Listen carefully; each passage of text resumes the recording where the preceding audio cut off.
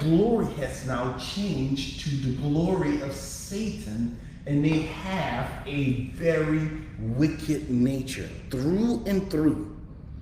And all they can produce is what the Bible calls dead works.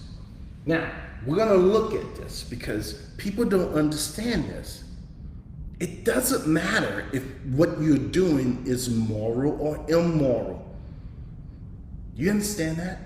Whether it's good or bad, God says everything that this person right here, who has the nature of Satan, every breath that he breathes, every thought and intent behind that thought, and every action, according to God, is dead works. Watch. Let's go to Hebrews 9 first.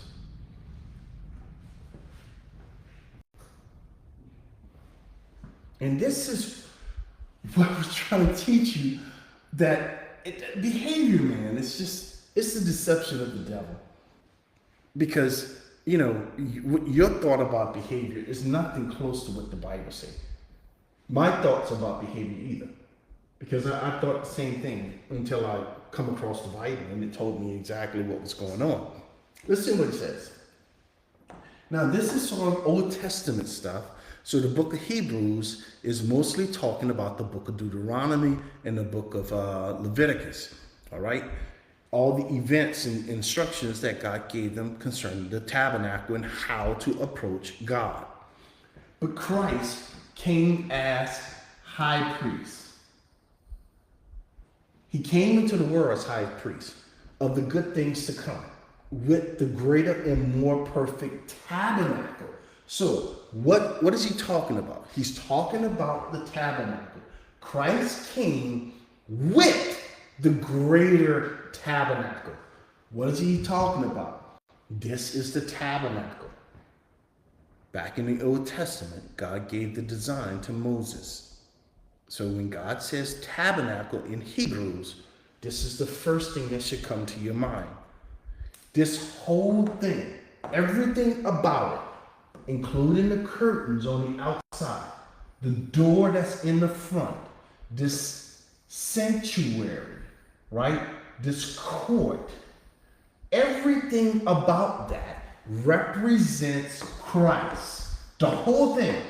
Nothing inside of this doesn't represent Christ. Everything represents him. Now, from the outside, no one can know God. Why? Because God was here on the inside. And the only way to approach him is to get on the outside. And this thing was tall enough to where nobody can peek over the fence. So you couldn't get to God. But once you get inside through the door, you can now approach God. Christ. All right, now that you understand what he's talking about here, let's go back. So, Christ came, good things to come, with the greater and more, so the greater and more perfect what? Tabernacle. That is what I just showed you. Christ came into the world with that. Not made with hands. What does he mean not made with hands? Who made the tent? Who put that together? Men did. Who took the gold and made the bowls, or the bronze and made the bowls, and all the things that made up all the utensils in the tabernacle, the Ark of the Covenant, all the articles? Who did that? Did God just speak those things into existence? No, they were made by the hands of men that God anointed to go make those things. So what is he saying here? He's saying that no human hands were responsible for Christ. That is, he was born of a virgin. And I showed you before, Mary had absolutely nothing to do with the birth of Christ. What did I mean by that? I didn't mean anything. God said that. Let me show you. So his natural birth looked like this. natural birth. Let me go to the big board so I can show you. Get a bigger picture. All right. Natural birth. We'll just put birth here. And then Christ. Right? So humans require a male and a female. Right? This person has the seed.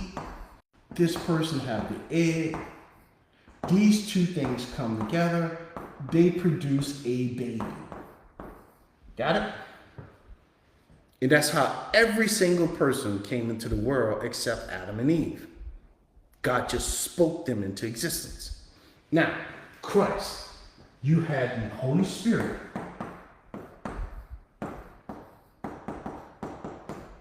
And you had Mary. Got it? Mary was a virgin. Let me just make sure everybody understands. She was a virgin. There was no male associated with her. She had not known Joseph at the time. Now, what happened to Jesus? The Holy Spirit had the seed. The Holy Spirit also had the egg. These two came together, and you had Christ. You say, well, what happened to Mary? What do you mean, what happened to Mary? Yeah, what? Man, Mary was a sinner. If anything from Mary had touched him, Jesus would have been born a sinner. So what did the Holy Spirit do? The Holy Spirit surrounded Jesus Christ. Nothing from Mary touched Jesus. No fluid in her body. No blood from her body. Say, wait a minute, Kevin. How in the world was Jesus able to live? Are you kidding me? Let me ask you a question. How was Adam able to live? He didn't have a mother or a father. How was Eve able to live? She didn't have a mother or a father. Where did they get their blood from? Oh, you mean to tell me God just spoke it in existence? So he did that for a body of the first man and first woman, but he can't do it for himself? Are you kidding me? Jesus was a miracle. It was a miracle birth. Mary had nothing to do with this. She was, in fact, a sinner. How do I know that? Because she can die. Jesus had to lay down his life. He couldn't die, friends. He laid it down. No one takes it from me. Someone took life from Mary. Who? Death.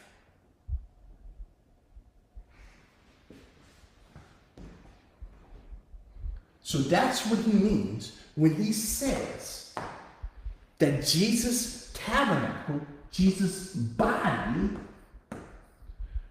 was not made with hands. Hands, father and mother. There was no father or human, should I say, human father or mother associated with Jesus Christ. He is God. Nobody creates God. That is. Now God explains it himself.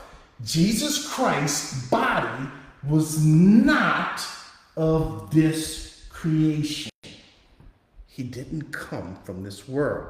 Remember what Jesus said. My Father sent me into the world. He came into the world, friends.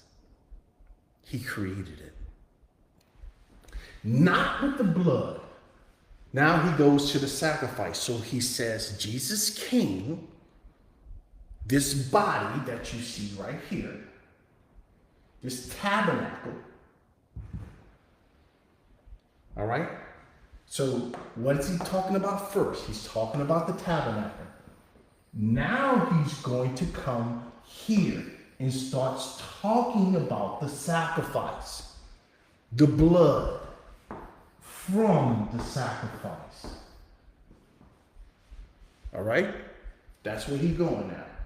Let's go look at it. Not with the blood of goats and calves. The blood of goats? Goats? Yes. Remember the scapegoat. They were, once a year, they would bring what the Bible calls the scapegoat. They would bring 2 goats up to the tabernacle.